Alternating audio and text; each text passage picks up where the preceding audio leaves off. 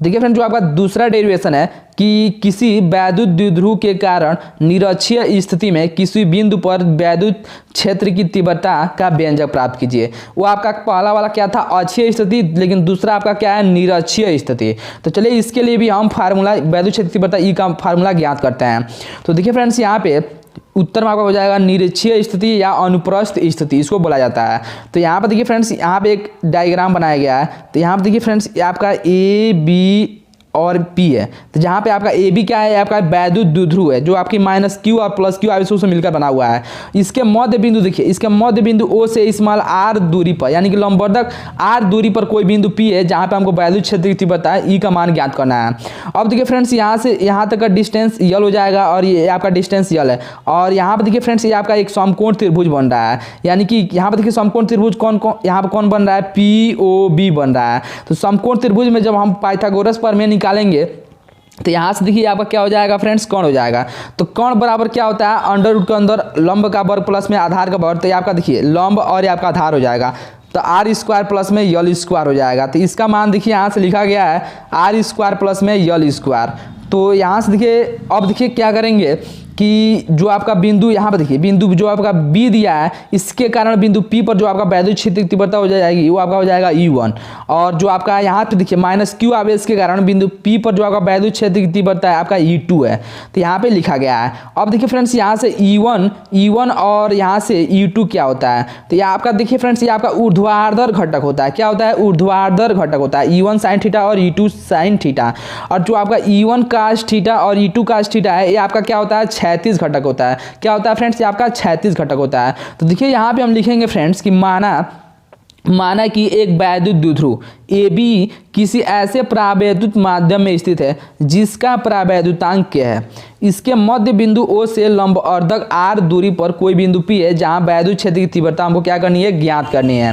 तो देखिए फ्रेंड्स, यहाँ पे कैसे ज्ञात करेंगे, तो सबसे पहले यहाँ पे लिखेंगे फ्रेंड्स कि +q आवेशों के कारण बिंदु P पर वैद्युत क्षेत्र की तीव्रता। तो देखिए फ्रेंड्स, जो आपका बिंदु आवेश के कारण वैद्युत क्षेत्र की तीव्रता होता है वो आपका क्या होता है, 1/4πε0 Q अपान में R का स्क्वायर होता है। तो देखिए फ्रेंड्स, यहाँ से E बराबर क्या हो जाएगा, E1 के बराबर 1/4πε0 इंटू K, क्योंकि आपका एक परावैद्युत माध्यम में रखा गया है। तो आपका क्या, आपका परावैद्युतांक होता है। और इंटू में Q बटा, देखिए Q बटा R का मान यहाँ पर देखिए क्या है, दूरी यहाँ पर देखिए R का मान क्या है, यहाँ से जो आपका बिंदु P, यहाँ पर देखिए +q आवेश के कारण बिंदु P पर जब निकाल रहे हैं तो यहाँ से यहाँ तक का डिस्टेंस क्या है, r अंडर रूट के अंदर r² प्लस में l²। तो यहाँ पर देखिए क्या हो जाएगा, r² प्लस l² रूट के अंदर इसका क्या हो जाएगा, स्क्वायर हो जाएगा। तो जब यहाँ से स्क्वायर करेंगे, क्योंकि हम जानते हैं फ्रेंड देखिए अंडर रूट के अंदर यदि आपका 2 दिया रहता है तो इसको हम लिख सकते हैं 2 के पावर 1/2। और यहाँ से आपका पूरे का स्क्वायर दिया है। तो यहाँ पर देखिए फ्रेंड्स क्या हो जाएगा, जब रूट को हटाएंगे तो r² प्लस में यल का स्क्वायर, इसके पावर क्या हो जाएगा 1/2 और इसके पूरे के पावर में क्या दिया है 2। तो जब इसको ब्रैकेट्स को हटाएंगे 2 इसमें क्या हो जाएगा, गुणा में हो जाएगा। तो 2 से 2 कैंसिल हो जाएगा, तो क्या बचेगा r² प्लस में l²। तो देखिए E1 का जो मान आ गया, E1 का 1/4πε0 इंटू में Q बटा R प्लस में r² प्लस में l²। ये आपका इक्वेशन नंबर फर्स्ट हो जाएगा। और दिशा की जब बात करेंगे, यहाँ पर देखिए दिशा कहाँ से कहाँ तक हो जाएगा, देखिए दिशा का क्या हो जाएगा, B से P की ओर हो जाएगा। यहाँ पे लिखेंगे कि दिशा B से P की ओर।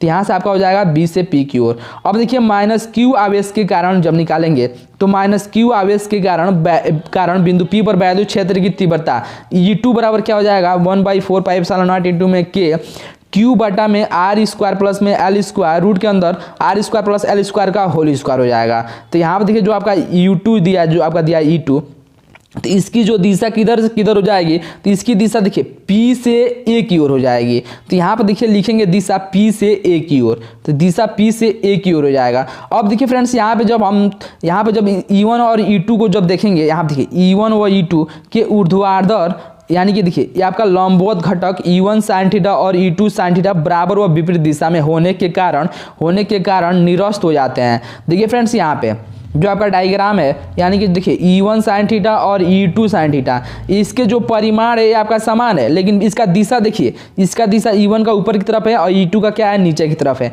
इसलिए क्या होते हैं कि निरस्त हो जाते हैं। तो यहाँ पर देखिए फ्रेंड्स कि निरस्त हो जाते हैं तथा क्षैतिज घटक E1 cos थीटा तथा E2 cos थीटा एक ही दिशा में होने के कारण जुड़ जाएंगे। तो देखिए फ्रेंड्स, यहाँ पे जब हम निकालेंगे बिंदु P पर परिणामी वैद्युत क्षेत्र की तीव्रता, तो E बराबर क्या हो जाएगा, E1 cos थीटा प्लस में E2 cos थीटा। अब देखिए फ्रेंड्स, यहाँ पे E1 का मान रख देंगे तो E बराबर क्या हो जाएगा, 1/4 पाई एप्सिलॉन नॉट इंटू में K Q बटा R square plus L square into में। अब देखिए cos थीटा का मान हमको ज्ञात नहीं है, तो cos थीटा का मान देखिए कैसे ज्ञात करेंगे। तो यहाँ पर देखिए फ्रेंड्स, एक आपका त्रिभुज बन रहा है POB में, ये आपका क्या हो जाएगा, थीटा हो जाएगा। चूंकि देखिए फ्रेंड्स, हम जानते हैं कि cos थीटा, तो देखिए यहाँ पर हम एक त्रिभुज बनाएंगे। देखिए यहाँ पर देखिए एक त्रिभुज बनाया गया है, तो हम जानते हैं कि cos थीटा बराबर होता है आधार बटा कर्ण होता है। क्या होता है, आधार बटा कर्ण, क्योंकि लाल बट्टा क्या होता है, कक्का होता है। ठीक है, तो यहाँ से ये आपका साइन का होता है, ये आपका cos का होता है, ये आपका टेन का होता है। तो cos थीटा बराबर होता है आधार बटा कर्ण। तो यहाँ पर देखिए आधार बटा कर्ण, तो आधार का मान क्या दिया है, यल, और कर्ण का मान कितना दिया है, रूट के अंदर में R स्क्वायर प्लस में L स्क्वायर। तो यहाँ से लिखा गया है cos थीटा का मान। तो देखिए फ्रेंड्स, यहाँ से हम E1 का मान तो रख दिए हैं, यहाँ से निकाले हैं जो, उसके बाद से cos थीटा के जगह पर रखेंगे L बट्टा में रूट के अंदर में R स्क्वायर प्लस में L स्क्वायर, और प्लस में देखिए प्लस में E2 का मान रखेंगे तो 1/4 पाई एप्सिलॉन नॉट इंटू में K Q बटा में R स्क्वायर प्लस में L स्क्वायर इंटू में L अपान में रूट के अंदर R स्क्वायर प्लस में L स्क्वायर हो जाएगा। अब देखिए इन दोनों में कॉमन क्या दिया है, तो देखिए फ्रेंड्स, इन दोनों में आपका कॉमन ए आपका पूरा का पूरा है। तो देखिए यहाँ से हम कॉमन कर लेंगे, तो देखिए हम जानते हैं यहाँ से दिया है आपका R स्क्वायर प्लस में L स्क्वायर, और ये आपका दिया है रूट के अंदर। तो जब रूट हटाएंगे तो यहाँ पर देखिए R स्क्वायर प्लस में L स्क्वायर, इसके पावर में आ जाएगा 1/2, और इसके पावर में आपका दिया है फ्रेंड्स 1।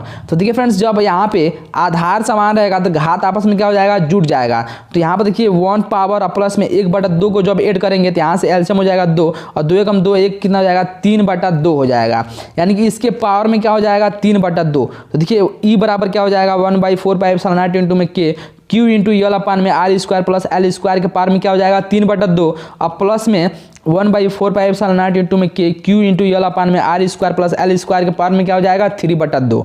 अब देखिए क्या करेंगे फ्रेंड्स, जब इसको कॉमन कर लेंगे 1/4 pi epsilon not into K Q into L upon में R square plus L square के पावर 3/2 को जो कॉमन करेंगे तो यहाँ पर देखिए क्या बचेगा, यहाँ से आपका क्या हो जाएगा 1, और प्लस में यहाँ से भी आपका हो जाएगा 1, तो ये आपको 1 क्या हो जाएंगे, 2 हो जाएंगे। तो यहाँ से देखिए क्या हो जाएगा, 1/4 पाई एप्सिलॉन नॉट इंटू में K 2Q into L upon में R square plus L square के पावर 3/2। चूंकि हम जानते हैं कि जो आपका यल का मान होता है वो आपका R से बहुत ही कम होता है, तो यहाँ पर देखिए फ्रेंड्स, जो आपका L स्क्वायर को नगण्य मानने पर, यानी कि इसको छोड़ने पर, तो जब L स्क्वायर को नगण्य मानेंगे तो यहाँ पर देखिए इसका मान क्या हो जाएगा, 1/4 पाई एप्सिलॉन नॉट इंटू में K Q इंटू 2L और अपान में R स्क्वायर के पावर 3/2। देखिए R स्क्वायर के पावर दिया है 3/2, तो देखिए 2 से 2 कैंसिल कर देंगे तो R के यहाँ से R का क्या हो जाएगा, क्यूब हो जाएगा।